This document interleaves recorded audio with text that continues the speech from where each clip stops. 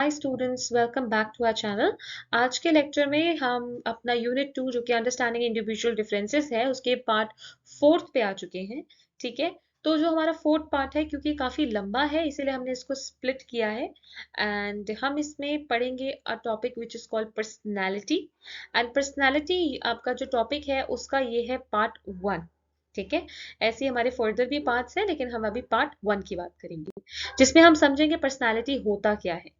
So personality is an English word जो कि हमने कहाँ से लिया है, किससे डिराइव किया है। एक लैटिन हमारा वर्ड है, शब्द है जिसको पर्सोना कहते हैं, जिसका मतलब होता है कोई मास्क, कोई मुखौटा। ठीक है, देर आर सर्टन एंगल्स जिससे पर्सनालिटी को देखा गया है। एक हमारा जनरल व्यू, अगर मैं जनरल व्यू कहूँ तो पर्सनालिटी क्या होती है, round development of a person, यानी पूरा इंसान का ओवरऑल जो डेवलपमेंट है, जो उसका मतलब पूरी तरह से ओवरऑल जो भी एक इंसान का है वो अपना पर्सनालिटी होगी।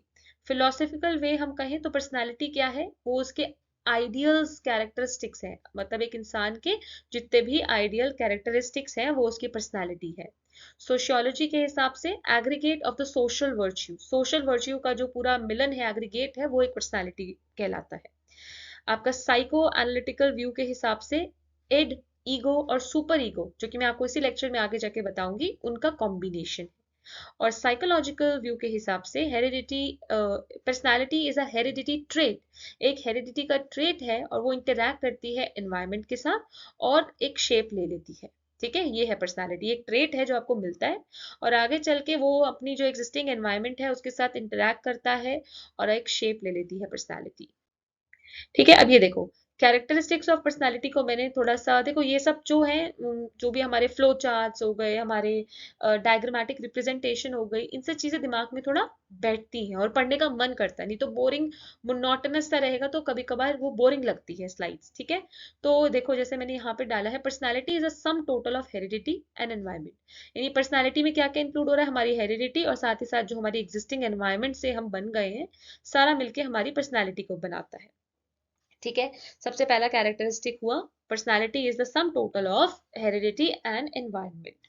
ठीक है, दूसरा क्या आता है हमारा, डायनेमिक ऑर्गेनाइजेशन। अब जब मैं बोलती हूँ डायनेमिक ऑर्गेनाइजेशन तो इसका क्या मतलब होता है, इसका मतलब ये होता है कि पर्सनालिटी एक ऑर्गेनाइजेशन है जो कि बहुत सारी यूनिट्स को जोड़ के बनी है। ठीक है, एक इंडिविजुअल बढ़ता है, ग्रो होता है, उसकी फिजिकल, साइकोलॉजिकल, सब तरह के चीजें, एस्पेक्ट्स बढ़ती है विद टाइम, तो वो एक डायनेमिक है, चेंज हो रहा है। साइकोफिजिकल, साइकोफिजिकल यानी बोथ मेंटल और न्यूरल, आपके जो है मतलब मेंटल न्यूरल यूनिट्स जो है उनकी अपनी अपनी इंपॉर्टेंस है पर्सनालिटी के लिए। इन दिस ऑर्गेनाइजेशन जो हमारी बॉडी है और जो माइंड है उनके बहुत ही इंपॉर्टेंट, यानी साइको यानी दिमाग और फिजिकल यानी हमारी बॉडी का जो मतलब मसल्स एंड फिजिकलिटी है, उसमें बहुत ही ज्यादा काम में आती है, क्योंकि दिमाग जो है वो बॉडी पे डिपेंड होता है ना। Mind can not work independent, body से हटके तो काम नहीं कर सकता और बॉडी दिमाग से हटके काम नहीं कर सकती है। तो पर्सनालिटी हमारी इस पे काफी डिपेंड करती है। यूनिक और कैरेक्टरिस्टिक, हर इंसान अलग तरह से बिहेव करता है। ठीक है, सबकी पर्सनालिटी आपस में क्या है, यूनिक है और कैरेक्टरिस्टिक है। चेंजेबिलिटी, एक इंसान अलग सर्कमस्टांसेस में अलग तरह से बिहेव करता है, तो चेंजेस तो आते हैं ना, चेंजेस जो होते हैं वो हमारी संसार का एक सच है, चेंजेस आएंगे। तो ये हो गया हमारा पर्सनालिटी का एक characteristic. Self consciousness, self consciousness जो है वो एक मेन एटीट्यूड है आपका, एट्रीब्यूट है आपका पर्सनालिटी का। ठीक है, एक इंसान जो है, one does not criticise oneself, एक इंसान खुद को क्रिटिसाइज नहीं करता अपनी सेल्फ कॉन्शियसनेस की वजह से। ठीक है, जिसके चलते वो क्या सोचता है कि मैं मतलब मैं बहुत सुपीरियर हूँ, मैं अच्छा हूँ, मैं अपने बारे में सब जानता समझता हूँ। ठीक है, फॉर एग्जाम्पल HR भाटिया ने क्या कहा है, we do not attribute personality to a dog and even a child can not be described as a personality, because उनकी वेग आइडेंटिटी, मतलब उनको अपनी पर्सनैलिटी, अपनी पर्सनल आइडेंटिटी के बारे में ज्यादा नहीं पता, एक डॉग को या फिर एक छोटे बच्चे को। ठीक है, लेकिन एक बड़े इंसान, एक मेच्योर इंसान को अपने बारे में पता है, तो वो सेल्फ कॉन्शियसनेस है, ये भी एक कैरेक्टरिस्टिक है पर्सनैलिटी का। एबिलिटी टू एडजस्ट, पर्सनालिटी जो है वो मार्क करती है कि हाँ, आप में एक एबिलिटी है कि आप एनवायरनमेंट में एडजस्ट कर लोगे। ठीक है, गोल डायरेक्टेड, पर्सनालिटी जो होती है गोल डायरेक्टेड होती है, एक इंसान हमेशा पर्टिकुलर एक गोल की तरफ सोचता है और उसके लिए अपने आप को ढालता है। स्ट्रॉन्ग विल पावर, पर्सनैलिटी जो है वो कि आपकी बहुत ही स्ट्रॉन्ग विल पावर के साथ आती है, जिसके चलते आप बहुत जिंदगी में आने वाले उतार चढ़ाव से लड़ सकते हो, उसको सामना कर सकते हो। ठीक है। पर्सनैलिटी के ट्रेट्स क्या है? Traits of personality mean the way of behaviour, की मतलब बिहेव करने का तरीका कैसा है। वुडवर्थ ने डिफाइन किया है पर्सनालिटी को कि he said that traits of personality are the main mode of behaviour, हमारा मोड ऑफ बिहेवियर, हमारा जो बिहेव करने का तरीका है वो हमारी पर्सनालिटी है। ठीक है। अब जो इसकी कैटेगराइज किए गए हैं वो दो तरह से बांटे गए हैं, पर्सनल आपकी हो गया और एक कॉमन हो गया। ठीक है। एल्पोर्ट के हिसाब से द ट्रेट्स ऑफ पर्सनालिटी हर इंसान में स्पेसिफिक होते हैं, अपने अपने होते हैं, लेकिन कुछ हमारे अंदर ट्रेट्स कॉमन भी रहते हैं। ठीक है। लेकिन पर्सनल जो ट्रेट्स हैं उनको ज्यादा इंपॉर्टेंस दी गई है। ओके। और ये जो पर्सनालिटी के ट्रेट्स हैं इसमें फिजिकल, मेंटल, सोशल सारे एस्पेक्ट्स आ रहे हैं। कैटल हैं जिन्होंने इसी डायरेक्शन में काम करके 12 ट्रेट्स ऑफ पर्सनालिटी निकाले हैं। ठीक है, 12। दिस इज थोड़ा सा इंपॉर्टेंट, आपको पता होना चाहिए कि 12 ट्रेट्स ऑफ पर्सनालिटी हैं अकॉर्डिंग टू कैटल। जो कि क्या है? सबसे पहले साइक्लोथाइमिया। साइक्लोथाइमिया यानी साइक्लोथाइमिक पर्सन कौन से होते हैं? जो थोड़े इमोशनल होते हैं, है ना, अपने एक्सप्रेशंस को बढ़ा चढ़ा के अपने आप को एक्सप्रेस करते हैं। ठीक है। और फिर दूसरा आपका आता है ट्रेट मेंटल कैपेसिटी। किसी की मेंटल कैपेसिटी बहुत अच्छी होती है, मतलब एक्सेप्शनल, वो गिफ्टेड है। ठीक है। जबकि कुछ थोड़े एवरेज मेंटल कैपेसिटी के होते हैं। डोमिनेंस। डोमिनेंस का मतलब आप सब समझते हो, एक इंसान जो दूसरे पे अपने आप को हावी कर सके, अपने आप को दूसरे के ऊपर अपनी बात को रख सके। ठीक है। और एक डोमिनेंट इंसान में बहुत सारा सेल्फ कॉन्फिडेंस होने वाला है। फिर हमारा आ गया सर्जेंसी। सर्जेंसी मतलब इन लोगों में टेम्परामेंटली एक सैंग्विन, सैंग्विन मतलब ऑप्टिमिज्म, अच्छा पॉजिटिव सोच होती है। ठीक है। इनके अंदर बहुत सेल्फ कॉन्फिडेंस होता है और ये बड़े अपने आराम से पेशेंटली अपना काम करते हैं। पॉजिटिव कैरेक्टर होना, पॉजिटिव है मतलब सोच अच्छी, पॉजिटिव। इमोशनली स्टेबल यानी ऐसे बहुत भावुक नहीं है, स्टेबल है। एडवेंचरस साइक्लोथाइमिया, ये वो लोग होते हैं जिस जो करेजियस हैं, जिनमें बहुत साहस है और मुश्किल से मुश्किल सिचुएशन को भी बड़े आराम से निकाल सकते हैं। और काफी सोशियबल होते हैं, फ्रेंडली रिलेशन बनाते हैं। देन मेच्योरिटी, वो लोग जो पोलाइटली वेल बिहेव तरीके से मेच्योरली चीजों को हैंडल करते हैं। सोशलाइज्ड, वो लोग हैं जो अपने, जिनके बिहेवियर में, जिनके बिहेव करने के तरीके में काफी पोलाइटनेस और बड़ा सोशल, कैसे सोसाइटी में उठना बैठना है पता है। ट्रस्टफुलनेस, जो ट्रस्ट आपका, देखो ट्रस्टफुलनेस जो है वो बात हो गई जिन लोगों में जो ट्रस्ट वर्दी है, जिन पे आप भरोसा कर सकते हो। ठीक है। उन्होंने अपने गुडविल से अच्छे अपना ट्रस्ट बनाया लोगों में। अनकन्वेंशनल, कुछ लोग कंजर्वेटिव नहीं होते है ना, मतलब बहुत जो एक रेगुलर चल रहा है उससे काफी अलग, काफी समय के साथ चलने वाले हैं। ठीक है। तो प्रोग्रेसिव है।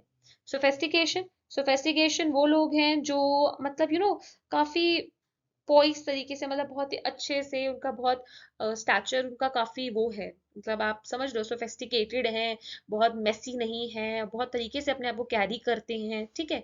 तो ये हमारे 12 ट्रेट्स हो गए जो कि कैटल ने एक्सप्लेन करे हैं पर्सनालिटी के। इनके अलावा भी एक स्ट्रॉन्ग पर्सनालिटी के ट्रेट्स होते हैं, जैसे ऑनेस्टी, सच्चाई हो गया, सेल्फ कॉन्फिडेंस हो गया, रिस्पॉन्सिबिलिटी हो गया, माइंड कॉन्सेंट्रेशन हो गया। ठीक है।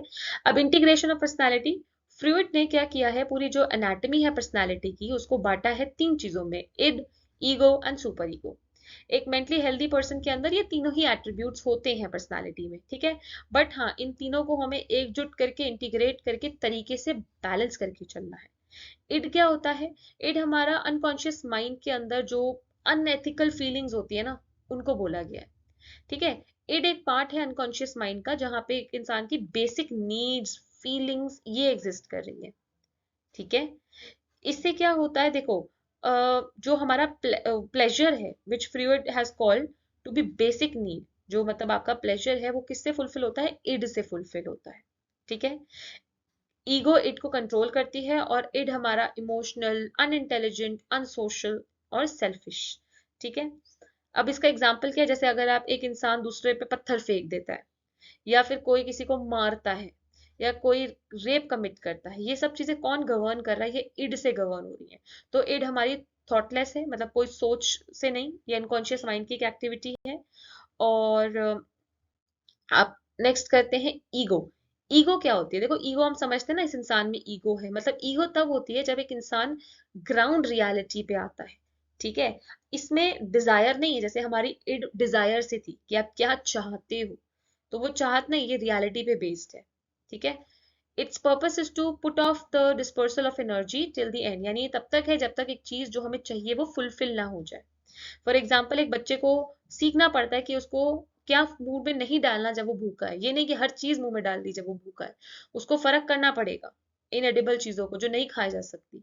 सो he has to put off, तो उसको रखना पड़ेगा वो चीजों को तब तक, जब तक उसको एक खाने वाली चीज ना दिख जाए, अदरवाइज उसके लिए ये चीज अच्छी नहीं रहेगी, है ना। तो ईगो का पर्पस क्या होता है कि हम उन चीजों को साइड रखें जब तक हमारे को जो चाहिए वो चीज हमारी फुलफिल ना हो, ठीक है। एक इंसान जो कि वेल एडजस्टेड है, वो अपनी ईगो उसके अंदर आ जाती है क्योंकि वो उसने अपना टास्क अकम्प्लिश कर लिए, मतलब उसको जो चाहिए था वो चीज उसने हासिल कर ली है, तो उसमें एक ego, sense of fulfilment, accomplishment आ जाती है, ठीक है। और ईगो जो है वो इड और सुपर ईगो के बीच में आता है। अब सुपर ईगो क्या है? ये थर्ड कॉन्स्टिट्यूएंट है। ये आइडियल्स को रिप्रेजेंट करता है, मतलब एक इंसान जो परफेक्शन सीख करे, ठीक है, वो आइडियल्स के पीछे जाता है। सुपर ईगो प्रॉपर पर्सन का कोड ऑफ कंडक्ट है सोसाइटी के हिसाब से, मतलब बेसिकली जब एक बच्चा प्रिंसिपल्स फॉलो करता है, सिर्फ प्रिंसिपल फॉलो ही नहीं, एक एथिकल वे से चलता है जो कि उसके माँ बाप ने सिखाया है, तो ये हमारा सुपर ईगो का पार्ट होता है। सुपर ईगो हमारे ट्रेडिशनल वैल्यूज और आइडियल्स को दर्शाता है, ठीक है। That is all for this lecture. I hope आपको ये समझ में आया हो, and still if you find anything which is not understandable तो आप उसको कमेंट सेक्शन में डाल सकते हैं। So thanks a lot for watching and keep watching, ताकि आप आगे पर्सनालिटी के और वीडियोस भी देख पाएंगे।